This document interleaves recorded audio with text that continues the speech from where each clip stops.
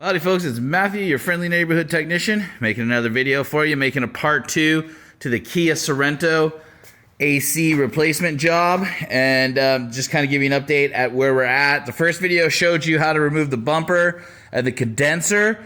At this point, because I'm kind of on a time crunch for this job, I'm not making any more videos as I go along and just going to kind of show you what I've got going on. So as you can see, I do have the old compressor uninstalled, the old lines, the intake is out.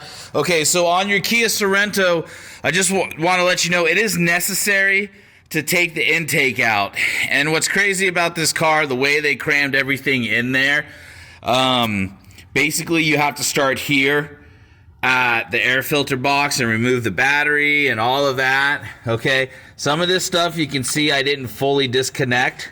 I just took it apart and set it aside. Like, for example, the throttle body. I did not disconnect the throttle body, and the reason why I didn't do that is because these are coolant lines, and so I didn't want to have to buy any coolant or anything like that. So to save some money, I didn't fully remove the throttle body. I just unplugged it and then bolted it. So, and then, you know, just to kind of save some time and money, I did the same for other things. Anyways, that intake does have to come off so you can get back here. Okay, you can't get, I tried, there's about this much space back here. You cannot get back in here to work and get the low side AC line off without taking off the intake. The intake absolutely has to come off. So, of course, obviously that's billed as part of the job. So, you know, all this will all be replaced new. These new intake gaskets, which is probably a good thing anyways, because as you can see, they're covered in oil. It's probably time for that to happen.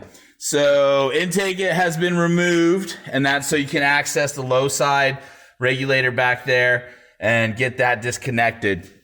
In order, excuse me, kind of reads funny there. In order to get the compressor off, so as you can see, this is where the compressor goes. In order to get the compressor off, you will have to access the serpentine belt and remove that. So in order to do that, you have a hydraulic tensioner here, or a spring tensioner. Actually, this is a spring tensioner. So you have a spring tensioner here, okay? And all you need to do is get on here with a 19 millimeter socket and then move it this way, get your belt off. And then from there, it's pretty simple. If you can see the bolt holes right here, you've got 2 on the bottom, 2 on the top. These are going to be 12 millimeter bolts. Those are going to come out, and that's how your compressor is going to come out. Obviously, don't forget to remove the lines and all that from it. I am going to take a picture of this tensioner and let the owner know. You see the grease? There's grease coming out of that tensioner. So the seals on this are no good.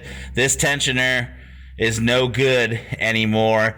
And so what I'll do for my customer is, since I'm already in here and I'm looking at it, it wouldn't take me too much extra to go in there and replace that tensioner. So I'll see if they want me to buy them a part. And so I'll sell them the part. And since I'm already in here, I won't charge extra labor.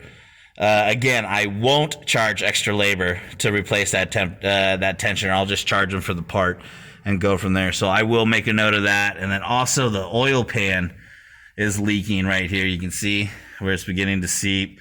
So again, I'll take a picture of that and let them know that I found that while working in here.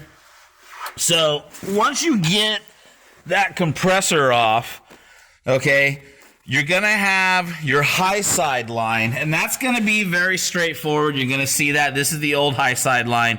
That's not big at all. The hard part is going to be the low side line. And again, in order to get the low side line, which this vehicle has front and rear AC, so you can see there is an AC line that runs all the way back. So this is part of your low side. Okay, you're going to have to get in there to get it loose. You're going to have very little room, and you will have to get inside of here. Okay, there's going to be a bracket inside of there. Okay, and then you're going to have brackets that are going to run all along the frame, and that low side line is going to run here. Now, I was hoping we could figure out a way to uninstall it and install it without having to take the engine mount off. The bottom line is, as you can see here, if you notice, it's going to be in the way. That line runs all the way around this engine like this, comes up here and goes down there. So I've got this part up and out, but bottom line is this AC line is not coming out with this engine mount here. So I'm going to need to take this off of the engine mount. In order to do that, I'm going to need to get a jack and place a block under the oil pan and hold the engine up while I both remove and install that AC line. So ultimately, that's actually what I'm set up to do next. So in the beginning of this job, we showed you how to remove the bumper. It's pretty straightforward. Then from there, the condenser. Then from there, you're going to get in and you're going to remove your upper intake and your battery and all the parts and pieces associated with that, and just kind of set that down and aside. And then after that, that'll give you access to your regulator there for your AC system and allow you to remove or replace your low side AC line. So, and then from there, you're going to have to jack the engine up, remove that engine mount, and then also all the other connectors and brackets. So that's where we're at today, folks, on this. And now I'm going to go ahead and get a hold of the customer and let them know that, hey, while I was in here, I found a few other things that we might want to address, and see what they say and go from there. So if you have any questions or anything, shoot them to me in the comments. If you're on YouTube, I do now have a Facebook page where I'm posting all these videos and whatnot. If you're on Facebook, go check out my YouTube. I have over 500 different repair videos on there, a pretty awesome following, and a pretty awesome community that if you just have questions and whatnot, people are on there. They'll answer your questions. So again, if you're on YouTube, check out Facebook. If you're on Facebook, check out YouTube. All right, guys. Well, I'm going to go ahead and start executing the next steps on this job. Thanks for your support. This is Matthew, your friendly neighborhood technician, signing off.